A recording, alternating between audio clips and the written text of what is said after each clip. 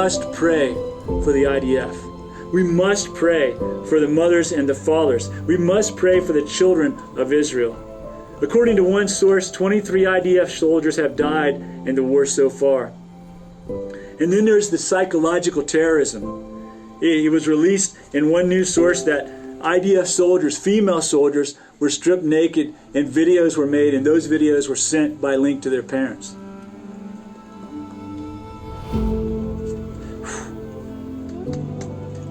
These are daughters, maybe mothers and maybe wives.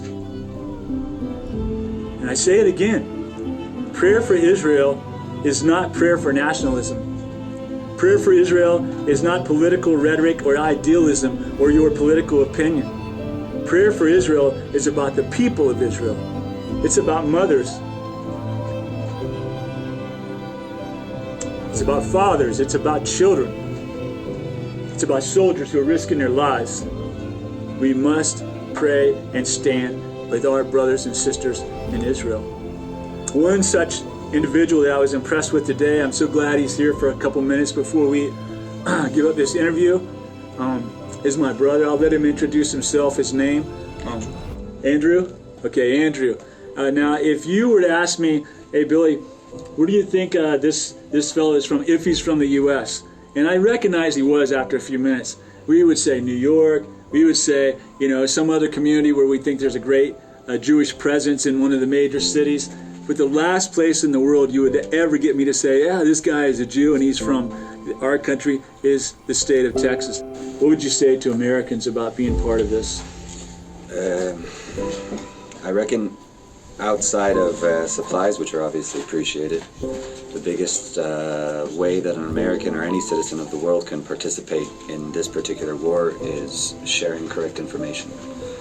There's a lot of fake news out there.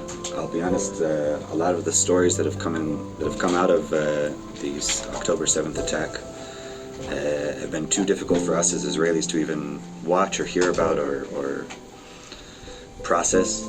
But it's important that the rest of the world knows who we are up against, the type of people that could commit such atrocities, that could kill babies, dozens of babies. What you said about psychological warfare is true. I have friends that have been sent videos of their family in Gaza experiencing torture.